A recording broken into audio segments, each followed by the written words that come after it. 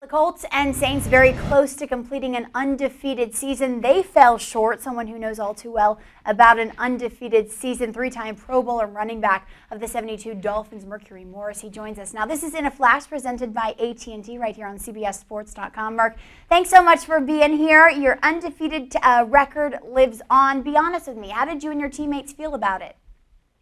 Well, after 38 years, we really don't have that much to say. It's more of the people who are covering it and more of the fans who are directly involved in it, saying the teams that are involved in this, like at this particular time, it was the Saints and the Colts. And I think it's fun and it's interesting to see this scramble for something that is as elusive as this is, when in fact the criteria for doing it is simply by winning. And I think that it's a great thing for the sport to have two teams be in this position, and then the reality sets in that that's not really that important. What's important is winning the championship, and I think that both teams now will settle back down. The shuttle will land, and then they'll go on with their business of trying to win the championship. So you think winning the championship is the most important, because that's the great debate. Some people say rest your players, a Super Bowl is more important. Some players say I'd give all my Super Bowl rings for one undefeated season. So in your eyes, did Caldwell make the right decision in benching his stars? Well, I can't really speak for Coach Caldwell, because, number one, the most important thing is to win the championship. Listen to me. There are only two ways to win the World's Championship. One is to win every game, and two is to win every game you have to.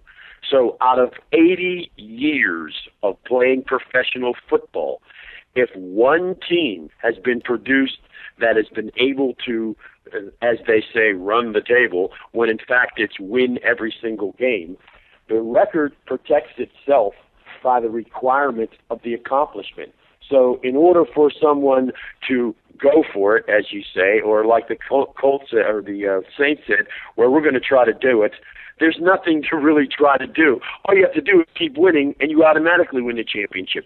But because the odds of it are so great against it happening, I think that this coach did a smart thing and concentrate on, if they could have won that game, if they would have had the talent to win that game, they could have won it.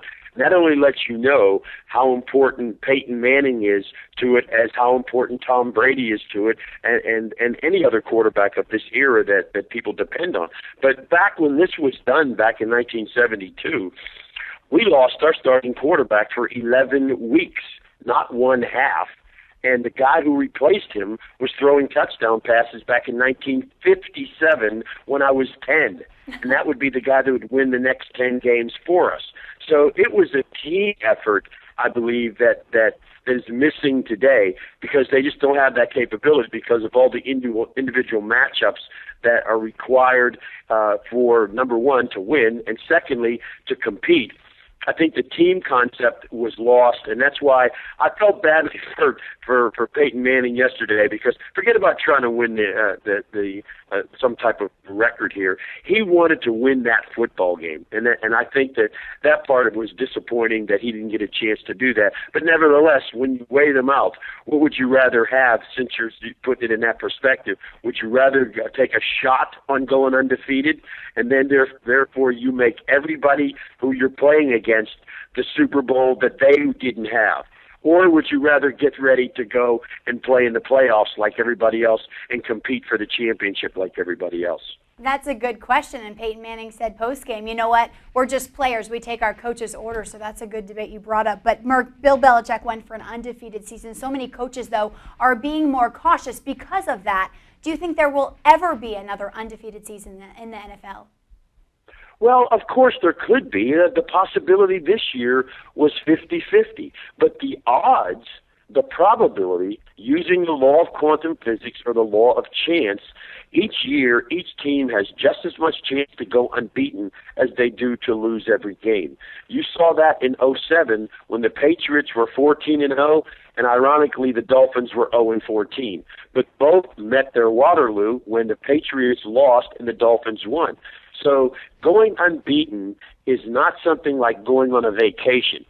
We never intended to go unbeaten. We simply lined up every week participated in our game plan, and the emotional part of it was in the report card that we had from the year before when we got our butts handed to us by the Dallas Cowboys in Super Bowl VI. So our motivation was not front-loaded like what we're talking about today. We had a reason for redemption, and that was because the last game we lost in was a Super Bowl, and we would not lose again for 2 years. And that was because our agenda was to go out each week and prepare each week so that what we had, didn't matter who we played. It only mattered how we executed our own game plan. And for the record, that football team in 1972 was number one in offense, number one in defense, number one in special teams, fewest giveaways, most takeaways, least penalized, scored the most points, gave up the least. Ran 7 out of every 10 times in a league that ran 3 out of every 5 times. Broke the rushing record that year, falling 40 yards short of 3,000 yards rushing in a 14-game season. And we had the game wrapped up. We came out. Like I said, we lost our starting quarterback for 11 weeks, and we played the AFC Championship on the road after being 15-0, and then we were underdogs in the Super Bowl. So when you start front-loading greatness, like they've been trying to do since the Patriots made their great run, I think you take away from the fact that on any given Sunday, any team can beat any other team, except in 1972. I love that. I'm glad you added that in there. Thanks so much for being with us. Always great to talk to someone who has been there before. Thanks, Mark. Thank you. Bye-bye. And thank you for watching In a Flash presented by AT&T. We'll talk to you real soon.